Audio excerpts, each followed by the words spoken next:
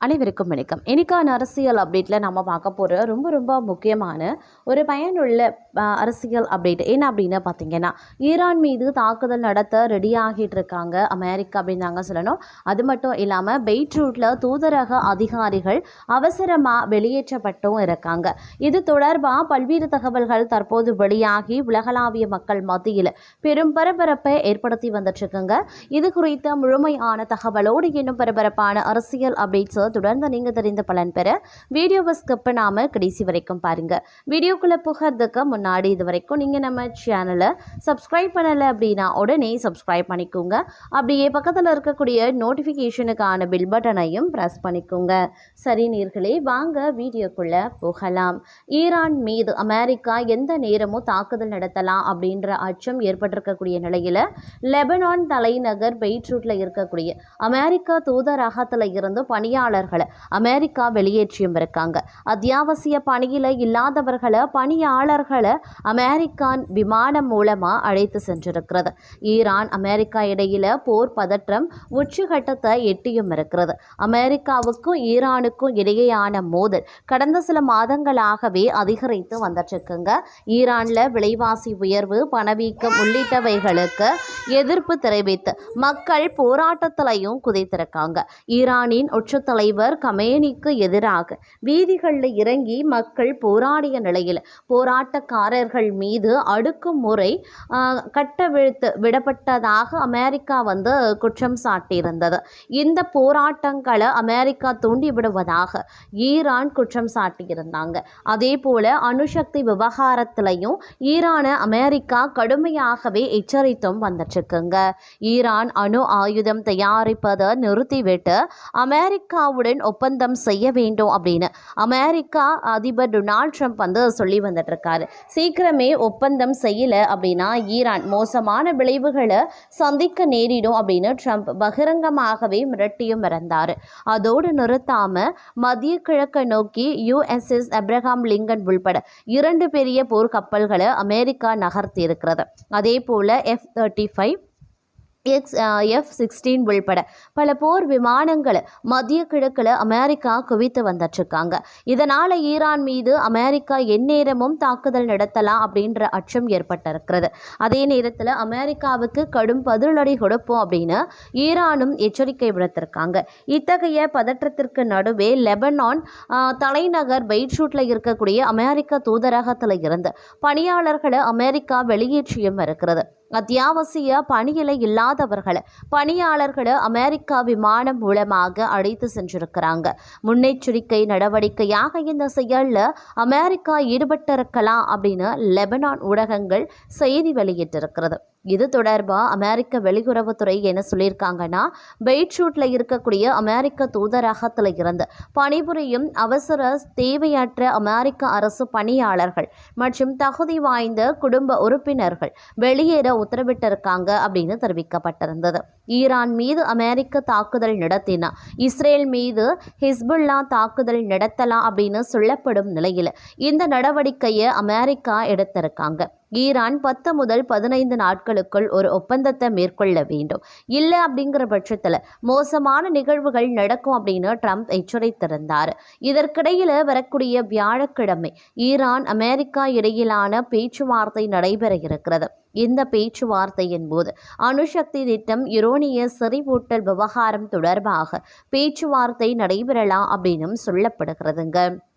இந்த விஷயம் பார்த்தீங்க அப்படின்னா நாளுக்கு நாள் அதிகரிக்க ஆரம்பித்திருக்கிறது அப்படின்னு சொல்லலாம். அது மட்டும் இல்லாமல் ட்ரம்பினுடைய அதிரடியான நடவடிக்கை அப்படிங்கிறது அடுத்து பார்த்தீங்க அப்படின்னா பெரிய பதற்றத்தையும் ஏற்படுத்தியிருக்கிறதாக மற்றொரு புறம் தெரிவிக்கப்பட்டிருக்கிறது அப்படின்னே கூட சொல்லலாம். மேலும் பார்க்கும் பொழுது அமெரிக்கா மற்றும் ஈரான் நாடுகளுக்கு இடையில் போர் மூலக்கூடிய அபாயமும் ஏற்பட்டிருக்கிறதுனால வளைகுடா நாடுகளில் பதற்றமும் அதிகரிக்க தொடங்கியிருக்கிறது. கடந்த 2003 ஆண்டு ஈராக் மீது அமெரிக்கா போர் தொடுத்த பிறகு தற்போதுதான் வளைகுடா பகுதியில் மிக அதிக அளவில் அமெரிக்க இராணுவ வீரர்கள் குவிக்கப்பட்டிருக்காங்க. ஈரானின் அணுசக்தி திட்டங்களுக்கு எதிர்ப்பு தெரிவித்து அமெரிக்கா பல்வேறு பொருளாதார தடைகளை விதித்து வர்றதுனால அங்கு கடும் பொருளாதார வீழ்ச்சி ஏற்பட்டு மக்கள் அரசுக்கு எதிராக போராடியும் வந்துட்டு இருக்காங்க. இந்த நிலையில் அமெரிக்க அதிபர் ட்ரம்ப் ஈரானுக்கு 15 நாட்கள் கெடு விதித்துள்ளதோடு தேவைப்பட்டால் இராணுவ தாக்குதல் நடத்தப்படும் அப்படின்னு எச்சரித்திருந்தார். இதற்கு பதிலடியாக அமெரிக்காவின் போர்க்கப்பல்கள் மீது கடுமையான தாக்குதல் நடத்தப்படும் அப்படின்னு ஈரான் எச்சரிக்கை விடுக்கப்பட்டிருந்தது. அமெரிக்கா மற்றும் ஈரான் இடையேயான இந்த மோதல் நேற்று உச்சகட்டத்தை எட்டியும் இருந்தது. அமெரிக்கா தனது 2 பிரம்மாண்ட போர்க்கப்பல்களுடன் அதிநவீன போர் விமானங்களை ஈரான் எல்லைக்கு அருகே தயார் நிலையில் நிறுத்தியிருக்காங்க. இந்த பதட்டமான சூழ்நிலையில் ஈரானில் தங்கியிருக்கக்கூடிய இந்தியர்கள் உடனடியாக வெளியேறுமாறு ஒன்றிய அரசு அவசர அறிவுறுத்தல் விடுத்திருந்தாங்க. ஆஸ்திரேலியா மற்றும் போலாந்து போன்ற நாடுகளுக்கும் தங்கள் குடிமக்களை வெளியேற சொல்லியிருக்கக்கூடிய நிலையில் வரும் 26ஆம் தேதி ஜெனீவாவில் அமைதி பேச்சுவார்த்தை நடத்தவும் திட்டமிட்டிருக்கிறதாக கூறப்படுகிறதுங்க. அது மட்டும் இல்லாமல் மற்றொரு புறம் பார்த்திங்க அப்படின்னா இந்தியா மீது ட்ரம்ப் அதிகபட்சமாக 50% வரியை விதித்திருக்கிறது நம்ம எல்லாருக்குமே தெரியும். ஆனால் இந்த வரி விதிப்பு அப்படிங்கிறது செல்லுபடியாகாது அப்படின்னு சொல்லிட்டு அமெரிக்க உச்சநீதிமன்றம் தீர்ப்பையும் அளித்திருந்தாங்க. அது மட்டும் இல்லாமல் கடந்த வாரம் அமெரிக்க உச்சநீதிமன்றம் அதிபர் டொனால்ட் ட்ரம்ப் உலகளாவிய வரிகளை ரத்து செய்த போது இந்தியா உள்பட உலகின் பல நாடுகள் நிம்மதி பெருமூச்சு விடும் அப்படின்னு தோன்றுச்சு. உச்சநீதிமன்றத்தினுடைய இந்த தீர்ப்பு அவமானகரமானது அப்படின்னு அழைத்த ட்ரம்ப் நீதிபதிகள் மீது தனிநபர் தாக்குதலை தொடங்கியிருக்காரு. இப்போது அமெரிக்க உச்சநீதிமன்றத்தின் தீர்ப்பையொட்டி வர்த்தக ஒப்பந்தங்களை மறுபரிசீலனை செய்ய கருதும் நாடுகளை அவர் எச்சரித்தும் வருகிறார். திங்களன்று ட்ரம்ப் தனது ட்ரூத் சோஷியல் தளத்தில் வெளியிட்ட பதிவில் அந்த நாடுகள் மோசமான விளைவுகளை சந்திக்க நேரிடும் அப்படின்னு அச்சுறுத்தியிருந்தார்.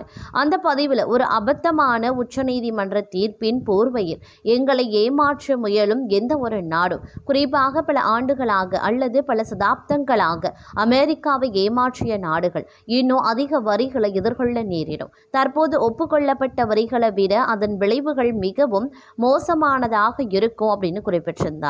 பிப்ரவரி 22ஆம் தேதி அன்று அமெரிக்க ஊடக நிறுவனமான ப்ளூம்பெர்க் மற்றும் பிரிட்டிஷ் செய்தி நிறுவனமான ராய்டர்ஸ் வெளியிட்ட தகவலின்படி இந்தியா தனது வர்த்தக பிரதிநிதி குழுவை இந்த வாரம் அமெரிக்காவுக்கு அனுப்பக்கூடிய திட்டத்தை ஒத்திவைத்திருந்தாங்க.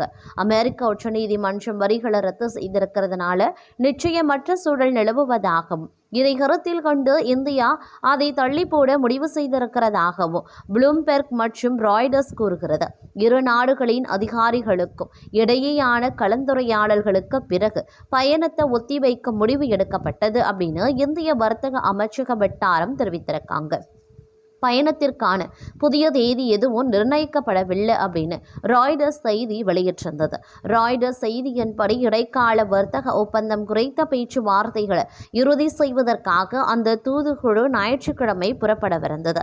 இந்தியா ரஷ்யா எண்ணெயை வாங்குவதுடன் தொடர்புடைய சில இந்திய ஏற்றுமதிகள் மீது விதிக்கப்பட்ட 50% வரிகளை அமெரிக்கா குறைக்கும் கட்டமைப்பின் கீழ் இரு நாடுகளும் உடன்பட்டிருந்தன.